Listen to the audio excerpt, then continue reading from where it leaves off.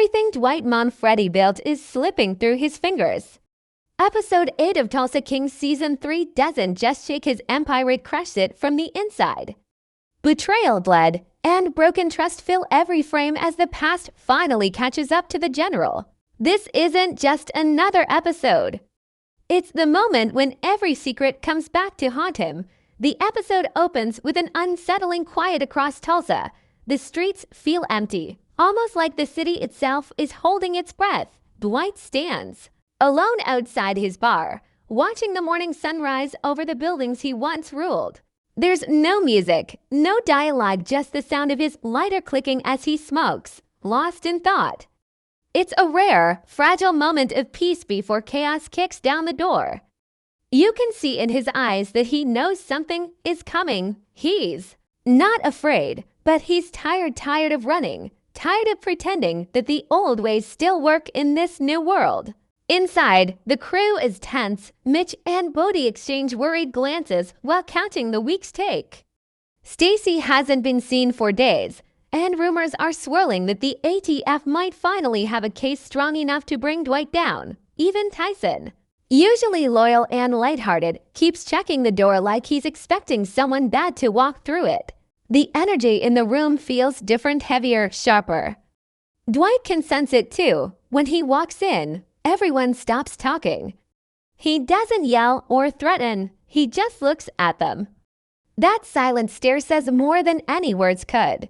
He gathers the crew and lays it out straight. There's a storm coming, and it's not just the cops. Those words hang in the air like smoke. No one knows what he means yet, but his tone is cold enough to chill the room. He knows Chickie is making moves back in New York, building alliances with people Dwight once called friends. The streets of Tulsa aren't safe anymore, and the empire Dwight built from scratch is now surrounded by enemies, some wearing badges, others wearing smiles. Meanwhile, across town, Stacy is sitting in a dimly lit office, staring at a case file that could destroy Dwight for good. She's torn between her duty and her heart. The file is thick: money laundering, racketeering, and witness statements linking Dwight to 2 murders. Her hands shake as she flips through the pages. She knows that once she signs off on the warrant, Dwight's life as a free man is over. But there's a flicker of hesitation in her eyes. Maybe it's guilt, maybe it's love, or maybe she just knows the system isn't clean either. Back in Tulsa, Bodhi meets secretly with a man we've never seen before. He's slick, confident, and clearly dangerous. The conversation is quiet, but the message is loud. Bodhi is thinking about switching sides. It's a shocking moment because Bodhi has always been Dwight's tech guy, the loyal one who believed in the old school honor Dwight preached. But now, fear has replaced loyalty. Bodhi feels trapped between the lie and the mob, and he's desperate to protect himself. The stranger offers him safety and a new beginning, but only if he delivers something valuable. We don't hear what it is yet, but from Bodhi's uneasy expression, we can tell it's something big. By the time night falls, the calm has completely vanished. The city is buzzing with tension. Dwight visits his daughter Tina in New York over a phone call, trying to sound like everything's fine. But Tina's worried. She's heard whispers about a new crew moving in. "Dad," she says softly, "are you in danger again?" Dwight pauses, smiles faintly, and says, "There's always danger, sweetheart. But I can handle it." The truth is, he's not sure he can this time. The episode's first act ends with a haunting visual. Dwight drives down the highway alone, headlights cutting through the darkness. In the distance, a black SUV starts following him, keeping just enough distance to stay unnoticed. The camera lingers on his face, tired, suspicious, aware. The king of Tulsa is being hunted, and he knows it. The quiet of the opening has turned into something much darker. Every sound, every shadow, every word feels like a countdown. The calm before the storm is over. What's coming next isn't just a fight, it's a reckoning. The next morning breaks, heavy and gray, the kind of sky that feels like it's pressing down on Tulsa. Dwight steps out of his car, scanning the quiet lot outside his bar. and something in the air feels wrong. The world seems just a little to still. No cars, no voices, just the soft hum of danger. Inside, the bar is empty except for Mitch, who's nursing a coffee and trying to hide the worrying in his eyes. "You feel that?" Dwight asks, his voice low and rough. Mitch nods without answering. They both know at the silence before something breaks. Then, out of nowhere, the explosion hits. The back door blows open, the glass shatters, and a fireball lights up the hallway. Mitch dives for cover while Dwight, almost by instinct, grabs the pistol from under the counter and rushes toward the smoke. The camera follows him through the chaos, bottles crashing, alarms blaring, flames licking up the walls. It's chaos, but Dwight moves like a soldier, calm, deliberate, deadly. He finds a wounded crew member outside, gasping for air, and kneels beside him. "Who did this?" Dwight demands. The man can barely speak, but he gets out one word: Chickie. That single name cuts deep. Chickie, the one man Dwight swore he'd never bow to again, has finally brought the fight to his doorstep. This isn't business anymore, it's personal. As the bar burns behind him, Dwight stares into the flames, his face hardening. He's lost men, property, and maybe his safety, but the fire in his eyes says one thing: the war is on. Across town, we see the other side of the betrayal take shape. Bodhi sits in a hotel room, staring at his laptop, his hands shaking. The mysterious man from the previous episode, now revealed to be one of Chickie's lieutenants, is sitting across from him. "You did good, kid," the man says, sliding a thick envelope across the table. Bodhi doesn't touch it. "I didn't do it for the money," he mutters. "Then why'd you do it?" the man asks, leaning forward. "Because Dwight doesn't win anymore," Bodhi whispers. "He's fighting ghosts," the man smirks. "Then let's help those ghosts finish the job." Back at the ATF office, Stacy gets the call she's been dreading. Explosion at the Black Macadam. Her partner says. Her face drops. She rushes out the door, heart pounding, knowing that every choice she's made has led to this. The scene cuts between Stacy's speeding car and Dwight standing in the rubble, coughing through smoke, pulling Mitch to safety. Their eyes meet briefly when she arrives, hers full of fear, his full of disappointment. For a second, you can almost see the history between them, the love, the trust, and now the betrayal that neither of them can undo. Later, Dwight sits alone in his motel room, a bandage on his arm, staring at a photo of his old crew from New York. The picture is worn, edges burnt, faces faded. "They're all gone," he murmurs to himself. But then he notices something, one face in the photo, Chickie's, circled in red ink. Someone had marked it months ago, like a reminder of unfinished business. It's a subtle clue that someone inside his circle might have been feeding Chickie information all along.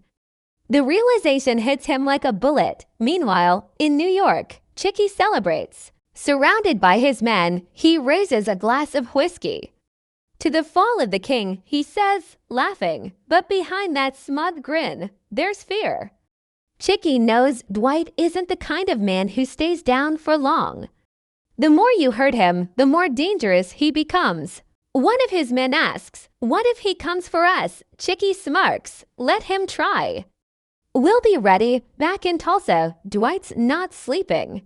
He drives through the city at night, thinking about every move he's ever made, every person he's ever trusted. His voice echoes in the background as a quiet narration. Loyalty's like glass once it cracks. It never looks the same again. He stops outside Tyson's house. The young driver opens the door, confused and half-dressed. Dwight looks at him and says, "You still with me?" Tyson doesn't answer right away. That pause says everything. The episode slows down here, shifting from explosions to emotion.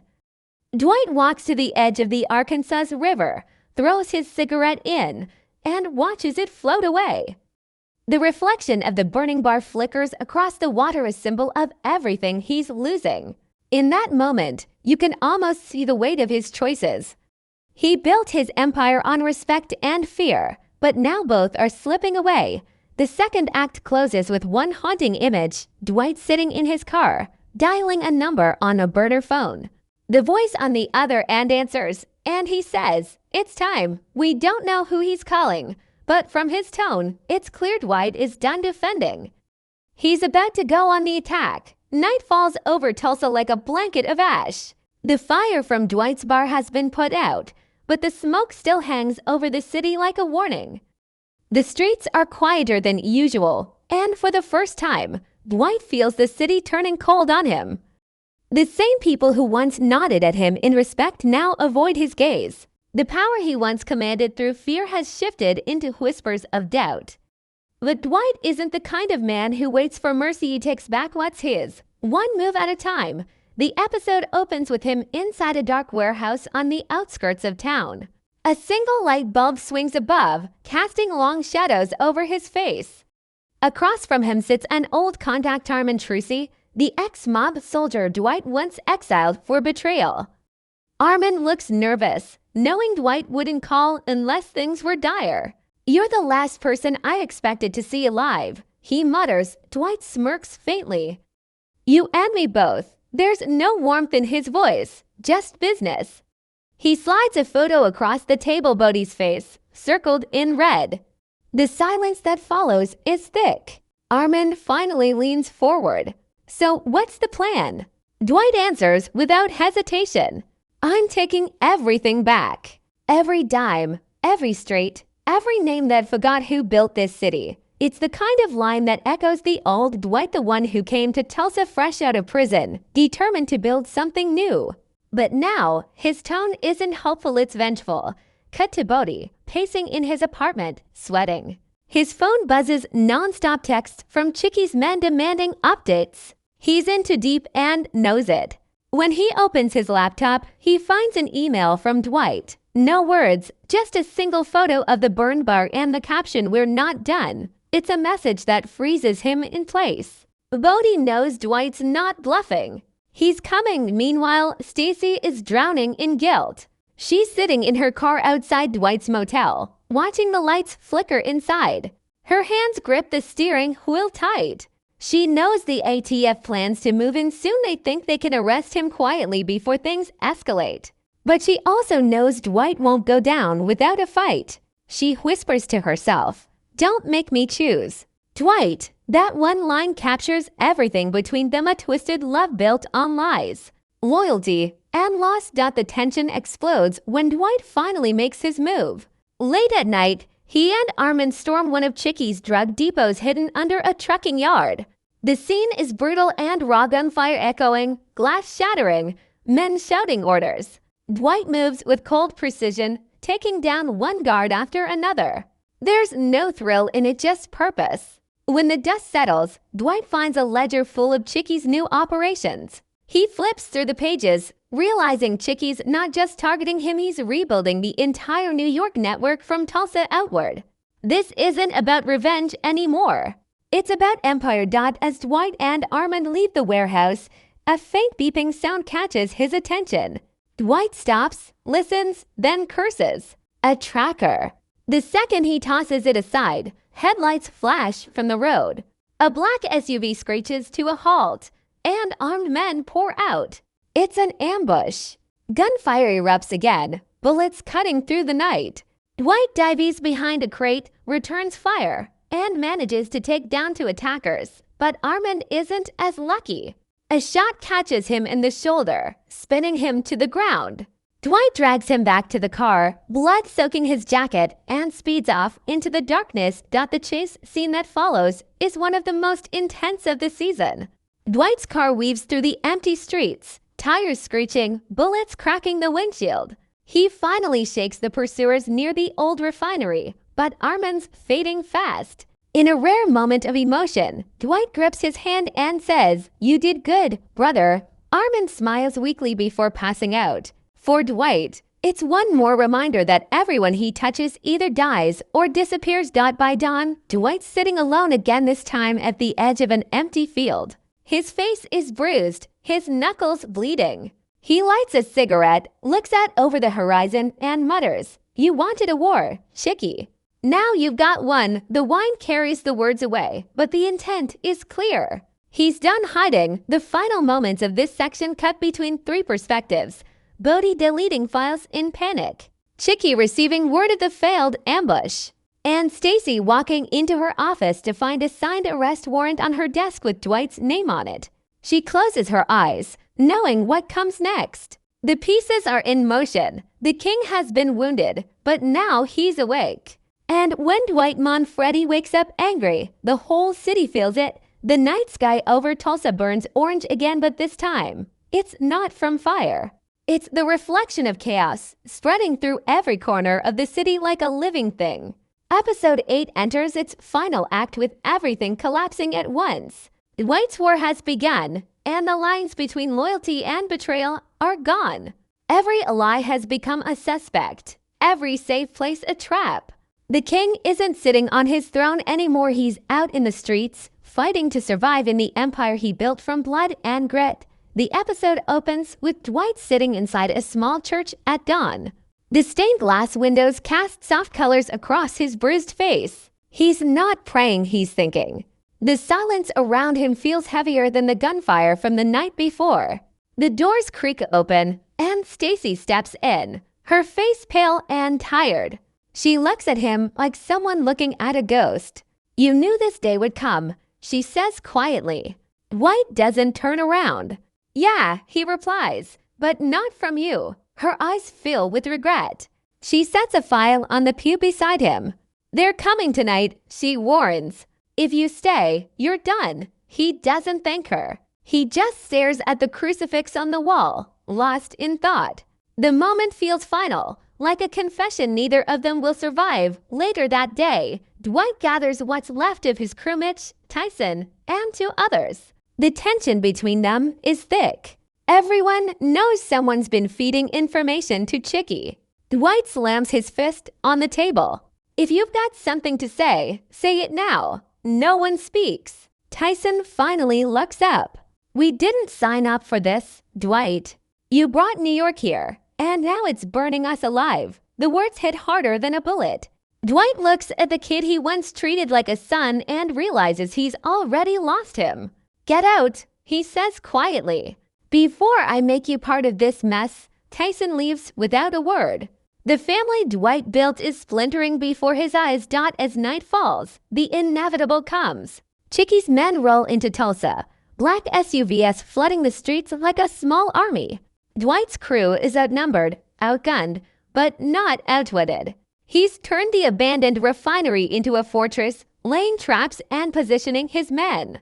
The camera moves between the flickering lights and their anxious faces. Mitch loads his shotgun and mutters, "Feels like the old days." Dwight smirks faintly. "The old days got us here." Then he gives one last order. No mercy. The shootout that follows is the most intense scene of the season. Bullets tear through the air, sparks explode off metal, and shouts echo through the empty halls. Dwight moves like a man possessed, methodical, fearless, unstoppable. He's not fighting for money or reputation anymore. He's fighting for something deeper, something primal. As the battle rages, we see Stacy watching from a distance, hidden in her car. The ATF is waiting for their chance to move in, but Stacy hesitates, torn between doing her job and saving the men she once loved. Inside, the fight takes a brutal turn. Mitch is hit. Bodhi, guilt written all over his face, appears from the shadows holding a gun. Dwight lowers his weapon, staring at him. "You did this," Dwight says, voice low and shaking. "I didn't mean to," Bodhi pleads. "They said they'd kill me." Dwight steps closer, his eyes cold.